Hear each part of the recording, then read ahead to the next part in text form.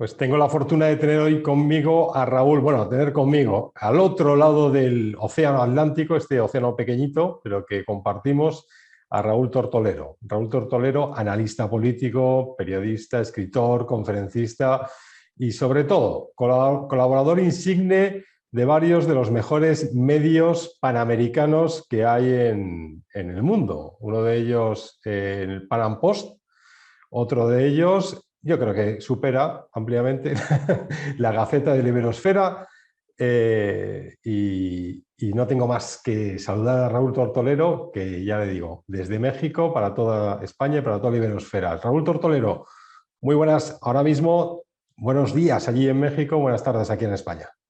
Ya por acá también ya son tardes y pues muchas gracias por el espacio, estimado José Antonio. Saludos a todos los amigos de por allá de Madrid. Un placer contar contigo. Y lo que yo quería llamar a Raúl Tortolero es para hablar de su libro, como decimos aquí en España, no para otras muchas cosas seguro, porque es un tipo de esos interesantes, pero es ese libro que tiene y que el lector estará viendo, el que esté viendo esto lo está viendo ahí justito, ahí con la figura de un cruzado, es el último libro de Raúl Tortolero. Es una... Bueno, Raúl, ¿qué es ese libro? Yo sé lo que es porque me lo he leído, pero cuéntanos tú qué es ese libro, por favor. Sí, bueno, le pusimos de título La contrarrevolución cultural frente al marxismo posmoderno porque la contrarrevolución sobre todo la estamos planteando en dos frentes. Uno, ante la Revolución Francesa, que a veces nos parece lejana, de 1789, pero que vimos hace unos días, este domingo pasado, cómo todavía se meten a las iglesias, por ejemplo en Colombia, en la catedral, en plena misa, a interrumpir. O sea, hay una lucha, lo hemos visto en Estados Unidos, en Argentina, en México, agresiones a las iglesias que las queman, las vandalizan, interrumpen, digamos, los eventos, las liturgias. Hay una agresión contra el cristianismo en todo el mundo hispánico. En España también hemos visto también muchos ejemplos de quieren quitar las cruces de afuera de las iglesias. En fin, hay todavía este impulso de la Revolución Francesa, no ha concluido, en contra del cristianismo. Entonces, como la contrarrevolución es, por un lado, oponernos a estos ataques, y por el otro lado, por supuesto, oponernos a todos los ataques del socialismo, a las revoluciones socialistas. Una contrarrevolución intenta regresar el orden social y político conforme a un arreglo natural, porque las revoluciones subvierten el orden de las cosas, pero para mal. Entonces, desde el conservadurismo tratamos de que las cosas estén bien para todos, que haya armonía, pensando como conservadurismo que esto se trata de estar libre de toda ideología. Un conservador está libre de cualquier ideología. Es simplemente alguien que tiene sentido común, que ama, digamos, a su familia, a su patria, que a lo mejor tiene una religión y la respeta, que respeta a los demás, que quiere trabajar y prosperar. Son valores muy sencillos, pero que debemos defender en Occidente, ¿no? Esta es un poco la idea que voy desarrollando en este libro. Y la parte del marxismo posmoderno, pues es básicamente porque, digamos, el marxismo clásico es el que llamaba a hacer una revolución armada a los pobres, desde el manifiesto comunista de Marx en 1848, pero esta cuestión de llegar al poder por las armas, pues de alguna forma ve su fracaso con la caída del muro de Berlín en 1989 y sobre todo con la desaparición de la URSS en 1991.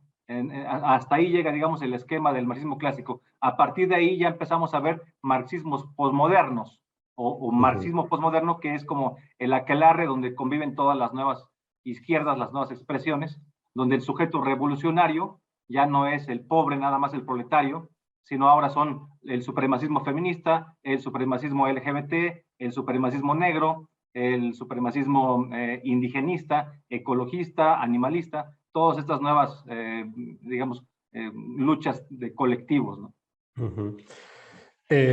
En ese libro el lector se va a encontrar una recopilación de los mejores artículos publicados por ti y que has publicado, yo creo que la inmensa mayoría en el Pan Am Post, unos cuantos de ellos en la Gaceta de la Iberosfera, cosa que te agradecemos.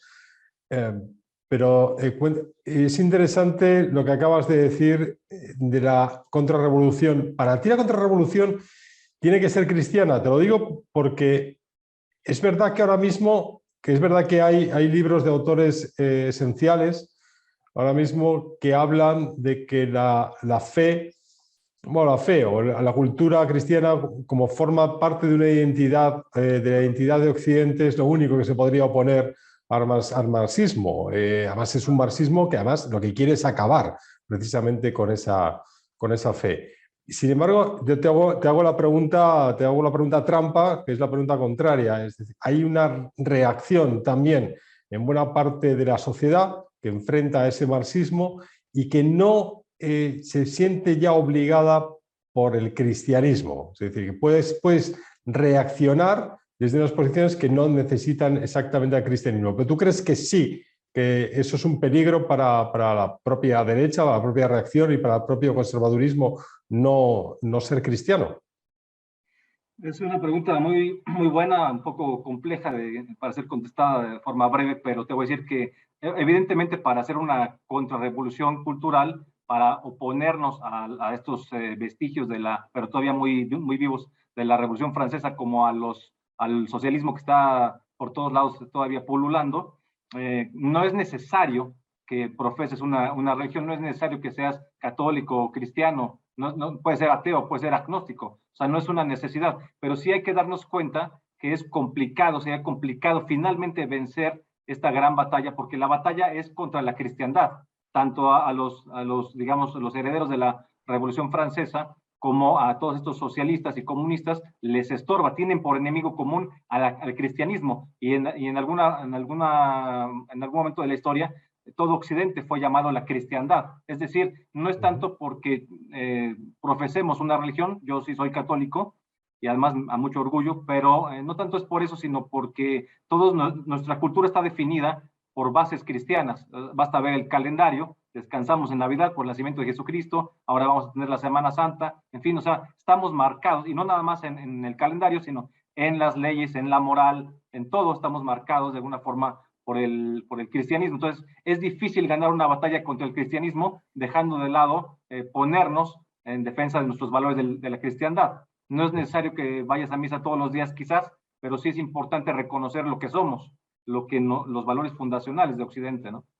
Yo creo que la mitad de tu libro está dedicada a analizar el fenómeno Trump y el fenómeno de lucha de Donald Trump contra el socialismo, contra China, contra ciertas revoluciones, contra el Estado digital globalista, contra las grandes tecnológicas.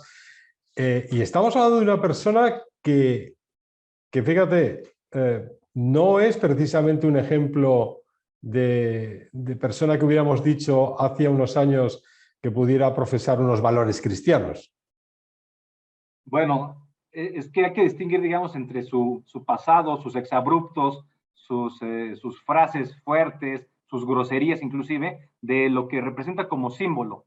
Me parece que Trump es importante no porque nos caiga bien o porque esté bien peinado o por cómo se comporte en su vida personal, sino porque representa una defensa de los valores de Occidente y lo hace mejor que nadie en todo el mundo occidental. Es un líder, digamos, que no se puede dejar de lado. Defiende la fe, defiende la familia, defiende la vida desde la concepción hasta la muerte natural, defiende la propiedad privada, lucha contra el comunismo. Entonces yo creo que tiene 75 millones de votos además. Haya perdido o haya ganado, no me voy a meter en eso, pero realmente eso no se puede ignorar que tiene 75 millones de seguidores en Estados Unidos. Entonces, creo que no lo podemos dejar de lado en ninguno de nuestros análisis y además ha servido para ir articulando las derechas de muchos lugares, ¿no? La opinión que tiene la opinión cercana que tiene a otros líderes, ¿no? En América, en Hispanoamérica, tanto como en Europa, ¿no? Hablemos un momentito de México, bueno, un momentito, 5 horas, que podríamos estar hablando de México, el país más revolucionario del mundo, que hasta tiene un partido revolucionario institucional, que es una contradicción en términos absoluta. ¿Cómo hacemos una contrarrevolución en un país revolucionario? Bueno, ese partido pues ya está un poco jubilado, ya viene a ser Sí. una oposición pequeña, juega en contra de Morena.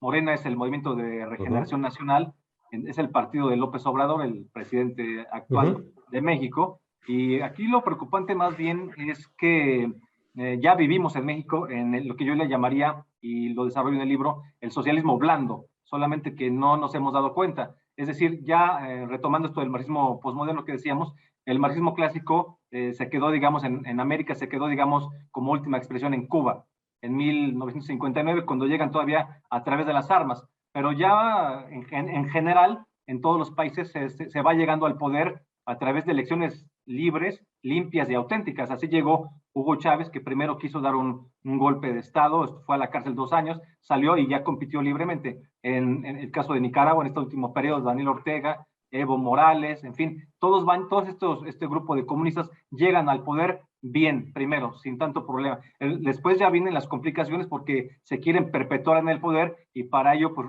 retuercen las leyes, hacen reformas muy tramposas, corruptas, y se van quedando. Entonces, eso es un esquema diferente que muchas veces no entra dentro de nuestros análisis, pero que debe entrar a nivel geopolítico. El socialismo blando tiene entonces esta primera característica. Otra característica es el mega asistencialismo.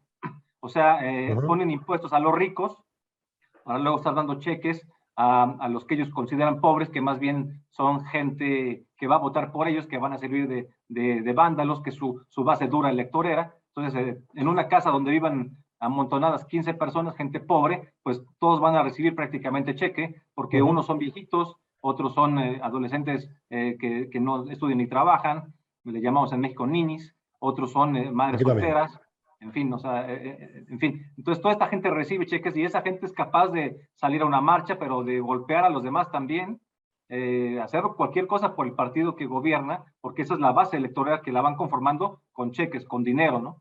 Entonces, esa es otra característica. Una característica más es la militarización del servicio público.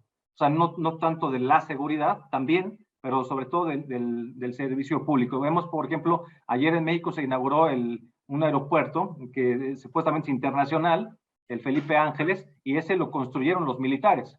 Y en la Constitución mexicana dice muy claro que no pueden dedicarse a nada más que a cuestiones de seguridad en tiempos de paz.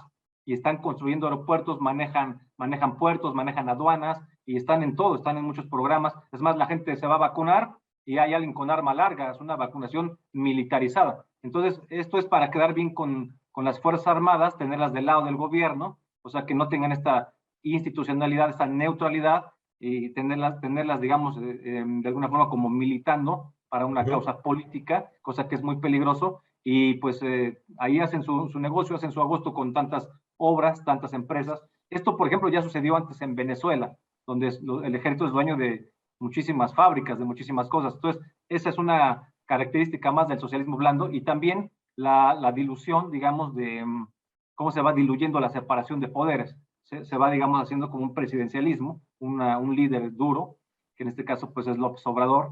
En fin, o sea, otra característica sería cómo los organismos autónomos son o tripulados o son destruidos. Entonces, está muy claro un guión que van siguiendo estos gobiernos del socialismo blando, en donde México pues lleva a la delantera porque ha ido tejiendo también a nivel geopolítico un bloque latinoamericano de duro, rojo, y que le vende el voto, le ofrece el voto hispánico a Joe Biden y a Kamala Harris, al Partido Demócrata en Estados Unidos. Es el guión del Foro de Sao Paulo, es el guión del Grupo de Puebla, que llevan desde los 90 con el apoyo de todo el dinero del narcochavismo y del petróleo venezolano. Eso es evidente. Este libro, La contrarrevolución cultural frente al marxismo posmoderno, lo pueden comprar los lectores de la Gaceta de la Biosfera, lo pueden encontrar en Amazon. Si están en México, creo que también pueden tener acceso a una edición en papel.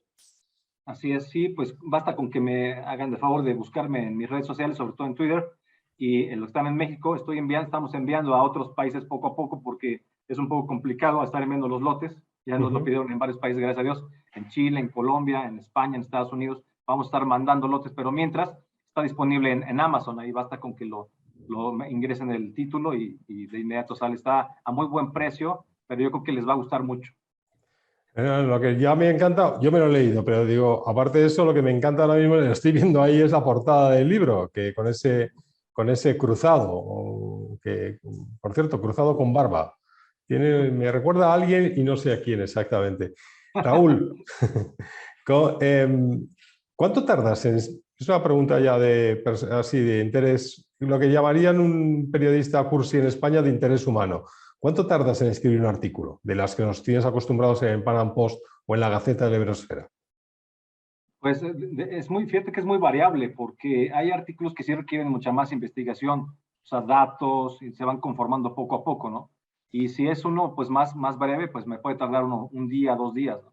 En este caso, pues sí es una recopilación de muchas columnas de análisis geopolítico del Pan Am Post y algunas también menos de la Gaceta de la Iberosfera. ¿Dónde escribes? ¿En silencio? ¿En medio del bullicio? ¿Cómo lo haces? Sí, en silencio, prácticamente no pongo música, nada, así me concentro, no estoy varias horas así cerca de la computadora escribiendo.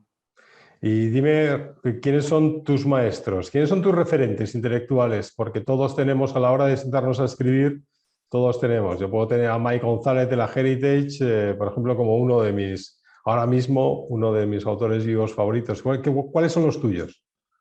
Pues son muy variables. Te voy a decir que me gusta cómo escribe, por ejemplo, dentro del conservadurismo diría Chesterton, diría Roger Scruton, diría Olavo de Carvalho, brasileño. En fin, hay muchos autores, aunque realmente no abundan tanto en la línea que yo manejo, en la línea que me gusta a mí. No hay demasiados, no sobran. Entonces yo creo que eso es también parte de la contrarrevolución cultural, de la guerra cultural que tenemos que dar, que todos, y lo digo en el libro, todos tenemos la obligación, además de ser ingenieros o taxistas o obreros, lo que seas, además tienes la obligación moral de convertirte en un escritor, en un periodista, en un influencer, en un poeta, en un videasta, en un cineasta, para comunicar la defensa de nuestros valores fundacionales, que me parece que es muy importante. Si no hacemos esto, si no ganamos esta guerra en lo cultural, va a estar muy complicado, digamos, que nos la perdonen en unos pocos años, porque la agenda del progresismo y del socialismo van avanzando a pasos agigantados. Tú en tu libro hablas de justicia racial, de la teoría crítica de la raza, hablas del aborto, hablas de de la agenda LGTBI, grupos hablas incluso de los cristeros, cosa que te he agradecido mucho porque hacía mucho tiempo que no leía nada sobre los cristeros. Y lo has dicho antes, también hablas y en extenso de lo que sería el socialismo blando. ¿El socialismo blando es una expresión solamente o este socialismo blando siempre conduce al comunismo duro? Te voy a decir que es difícil encontrar un país en donde haya comunismo duro. Se ha quedado como en los ideales de estos trasnochados de izquierda. Pero el socialismo blando sí es una realidad tanto en México como en muchos países de Hispanoamérica. Casi en la mayoría donde han estado o están todavía los socialistas, lo vemos en Venezuela, lo vimos con Rafael Correa en Ecuador durante mucho tiempo, lo vimos con Lula en Brasil y ahí viene de regreso, por desgracia. Lo veríamos sin ninguna duda con Petro, que va siguiendo ese guión, quiere llegar, digamos, por las elecciones, se hace el bueno, se mete a una iglesia a persinarse, va a visitar al Papa, que no se toma fotos con él, porque bueno, tampoco pudo, pero como quiera se hace el conservador para tener todo este sector electoral, pero es un guión que está muy establecido, ya no llegan por las armas, llegan así, pero después se quedan y se quedan y se quedan. Vamos a ver en México en el 2024, si no también López Obrador tiene toda la intención de quedarse. Creo que sí. Yo estoy, en mi análisis, pienso que tiene toda la idea de quedarse y para eso está haciendo esta revocación de mandato. Quiere que la gente vote porque siga o no siga, cuando ya la gente ya votó, tiene un mandato constitucional por 6 años. O sea, esto nada más es propaganda, pero también es un truco que puede reintroducir en el 2024 para decir, bueno, lo que diga el pueblo, ¿no? Y la consulta es vinculante, entonces me quedo otros 2 años. Y así cada líder de izquierda dentro del socialismo blanco va introduciendo, digamos, las herramientas para irse perpetuando en el poder. Pero sí me parece que es un nuevo esquema. El decir socialismo del siglo XXI, pues me parece que no corresponde a la realidad. Yo diría por eso socialismo blando, ¿no? Pues don Raúl Tortolero, ha sido un placer compartir este rato contigo. De verdad, asómense, insisto, al Pan Am Post, menos, asómense más a la Gaceta de la Iberosfera, donde también van a encontrar a Raúl Tortolero, asómense a este libro que recoge muy buena parte de las respuestas a las grandes preguntas que se hace todo el mundo. Y solamente quiero, para terminar, que me digas dónde te ves tú y dónde crees que va a estar en 10 años. Fíjate que yo ya, que voy siendo mayor, ya me voy dejando de hacer planes, pero tú, ¿dónde te ves dentro de 10 años y dónde ves la contrarrevolución cultural frente al marxismo posmoderno? ¿En dónde estará? Pues te voy a decir que yo pienso seguir escribiendo muchos más libros de estos mismos temas porque digamos, la contrarrevolución no se va a quedar nada más en un libro. Me veo haciendo conferencias dentro del país, fuera del país, en muchos lugares, a donde quiera que me inviten, participando fuerte en esta guerra, que es una guerra, para mí es una guerra también espiritual. Es una guerra política, es una guerra social, es una guerra cultural, pero también es una guerra espiritual y me parece que es una misión de vida más allá de una profesión o nada más para obtener un sustento. Me parece que es una obligación moral. Entonces yo en 10 años me veo pues con muchos más libros publicados y viajando a muchos lugares para comentar con la gente, transmitir estos mensajes de una cultura muy diferente a la cultura de la muerte que nos vende el socialismo. Pues en esa batalla estaremos todos, estará CT de Venosfera, estará la Fundación Disenso, estará Foro Madrid y por supuesto estarán nuestros principios fundacionales que están recogidos en la Carta de Madrid. No lo duden, compren el libro Contrarrevolución Cultural frente al marxismo posmoderno, lo pueden encontrar, repetimos, en Amazon. Si tienen la suerte, inmensa suerte de ser mexicanos, todavía lo van a tener en papel. Si no, tengan paciencia, que las cosas de las distribuciones van despacio, pero llegarán. Don Raúl, ha sido un enorme placer haber tenido esta conversación contigo. Muchísimas gracias, José Antonio, y muchos saludos a todos los amigos de por allá de la Gaceta. Gracias. Claro que sí. Un placer. Gracias.